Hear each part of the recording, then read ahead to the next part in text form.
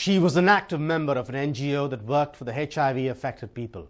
She left home in a hurry on May 1st, but did not return at all.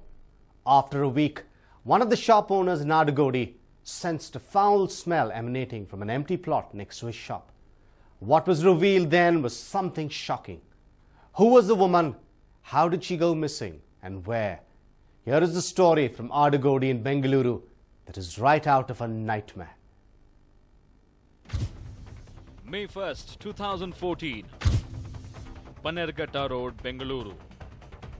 Bannerghetta Road records more than 7,000 passenger car units per hour, nearly double its capacity. Normally, one lane can handle 900 PCUs. Bannerghetta Road is a 4-lane road, which means it can only handle 3,600 PCUs.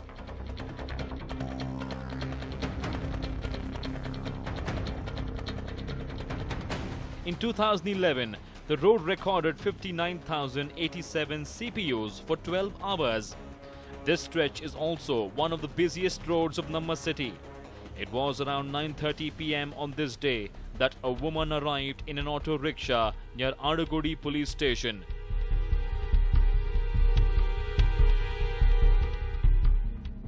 The woman then went towards an empty site situated in the locality.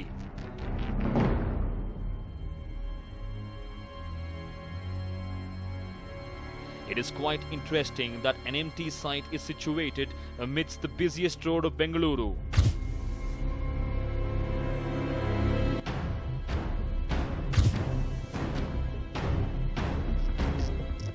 The site belonged to a Marwadi who hails from the same locality. A security guard was deployed to look after the empty plot.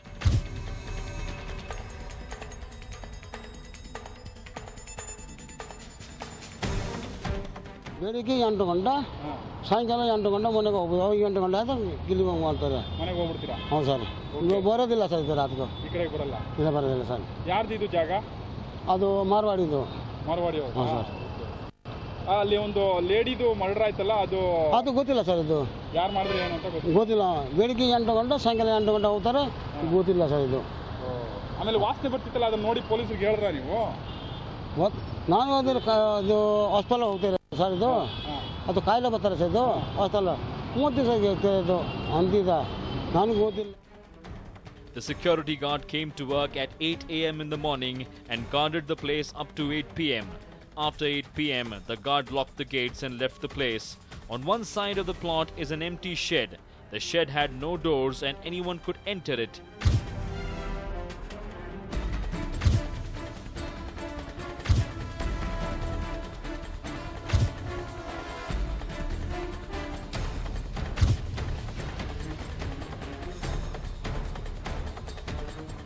Though the shed attracted many drunkards in the locality, no one dared to enter it, as it was alleged by some people that the shed had turned a gambler's den very recently.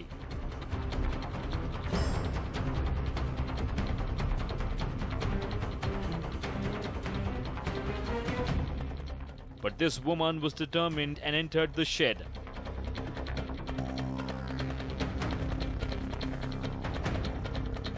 Little did she know that a shock awaited her inside.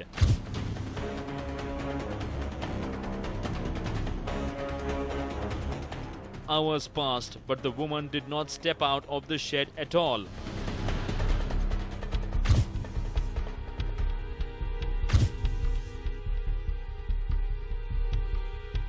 A week passed by, but the woman was nowhere to be found. It was on May 7th that the Adagodi police received a phone call from one of the shop owners living next to the empty site. The man on the phone complained to the cops of a foul smell emanating from the shed situated next to his shop. The cops were suspicious of the phone call and arrived at the spot to check.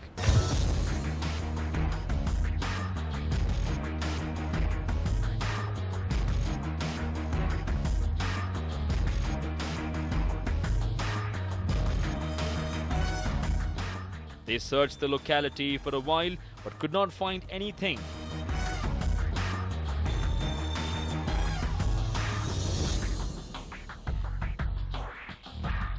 In the meanwhile, The neighbors told the cops that it was the foul smell of a dead body of an animal or a human. The cops first entered the shed and looked if there were any dead body inside, but nothing was found.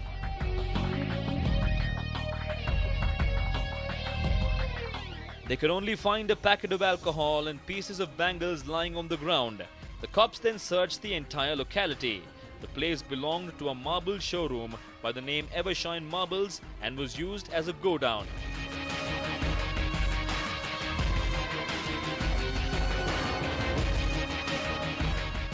Huge blocks of marbles were piled up on the empty site. The cops were confused as they could not find the source of the foul smell.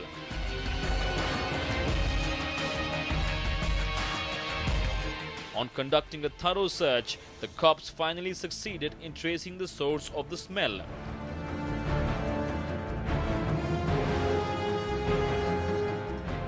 They went towards a huge cement pipe kept in the locality.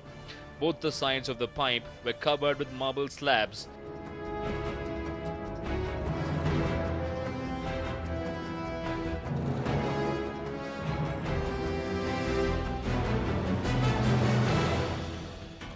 The cops then moved some of the slabs. What they found inside the pipe was something that shocked their wits.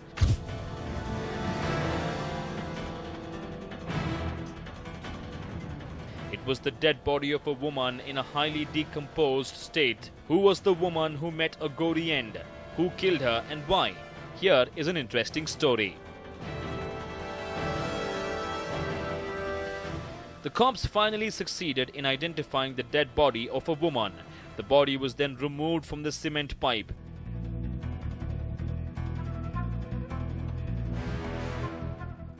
As a week had passed by, the body was highly decomposed. It was not possible for the cops to recognize the identity of the woman. A team swung into action to find the identity of the woman. The cops assumed that the woman belonged to the same locality and hence alerted the nearby police stations about the dead body.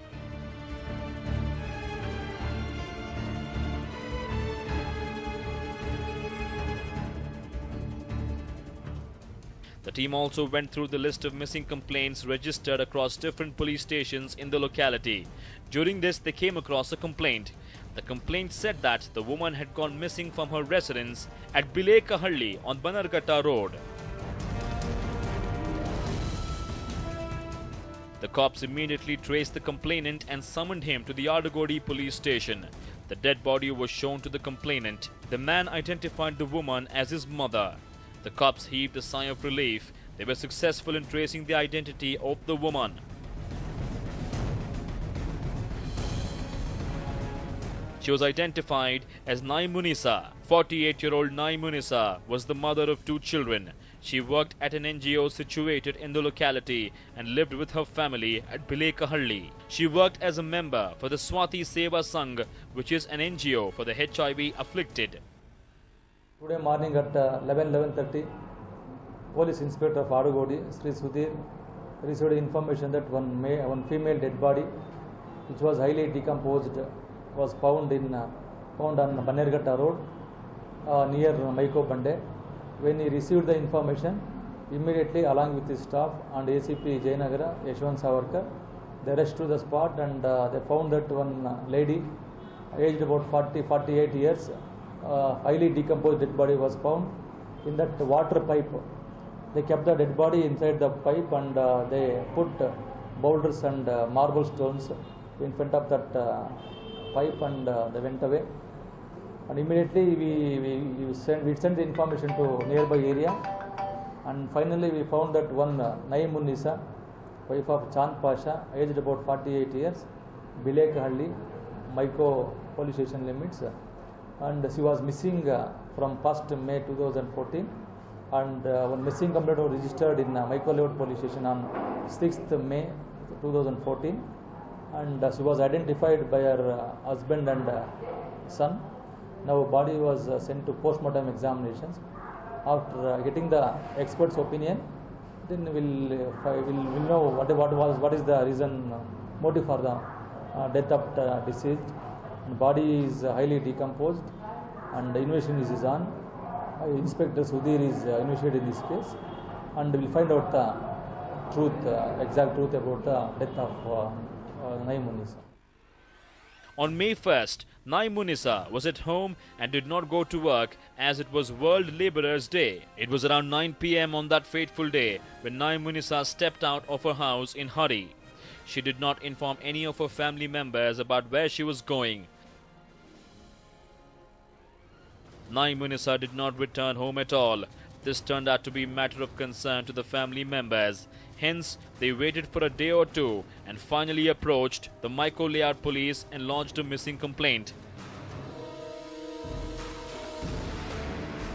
ಹೋದ್ನೇಳ ಎಲ್ಲ ಕೊಳ್ತೋಗಿತ್ತು ಅದು ಗೊತ್ತಾಯ್ತು ನಮ್ಮ ತಾಯಿ ಅಂತ ಗೊತ್ತಾಯ್ತು ನಿಮ್ಮ ತಾಯಿ ಅಂತ ಅಲ್ಲಿ ನಾವು ನೋಡಿದ್ರಲ್ಲ ಕೈ ಕಾಲು ಮುಖ ಅದೆಲ್ಲ ಹೋಗಿದ್ರೆ ಅಂತ ಚೈನ್ ಕಾಲು ಚೈನು ಕತ್ತದೆಲ್ಲ ಇತ್ತಲ್ಲ ನೋಡಿ ಅದರಲ್ಲಿ ಗೊತ್ತಾಯ್ತು ಆ ಕಾರಣನೇ ನಮ್ಗೆ ಗೊತ್ತಿಲ್ಲ ಅಂತ ನಾವು ಅಲ್ಲಿ ಕಂಪ್ಲೇಂಟ್ ಕೊಟ್ಟಿದ್ರಿ ಅವ್ರು ಯಾವತ್ತು ಹಿಂಗೆ ಮಾಡಲಿಲ್ಲ ಅದಕ್ಕೆ ನಮಗೂ ಅರ್ಥ ಆಗ್ತಾಯಿಲ್ಲ ಏನಾಗಿದೆ ಏನಕ್ಕಾಗಿದೆ ಅಂತ ನಮಗೂ ಗೊತ್ತಾಗ್ತಾ ಇಲ್ಲ.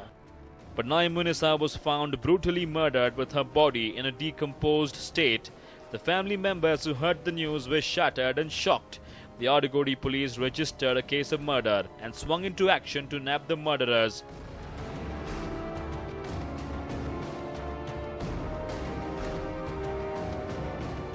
A team was also formed to investigate the case. The team then assumed that Naeem Munisa went to the spot following a phone call that she received on her mobile phone. Hence, a team of cops traced the calls made from and received on Naeem Munisa's number. During this, their suspicion turned stronger on 3 people. In the meanwhile, the murderers had also taken Naeem Munisa's phone along with them, and this helped the cops to reach the murderers.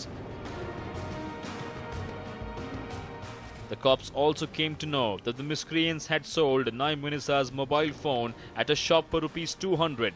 When the third person who owned the phone inserted a new SIM card, the cops traced the location of the mobile phone.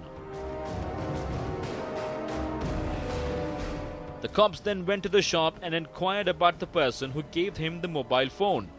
During this, he revealed that a man from Nepal sold him the phone. The cops swung into action and nabbed the man from the locality.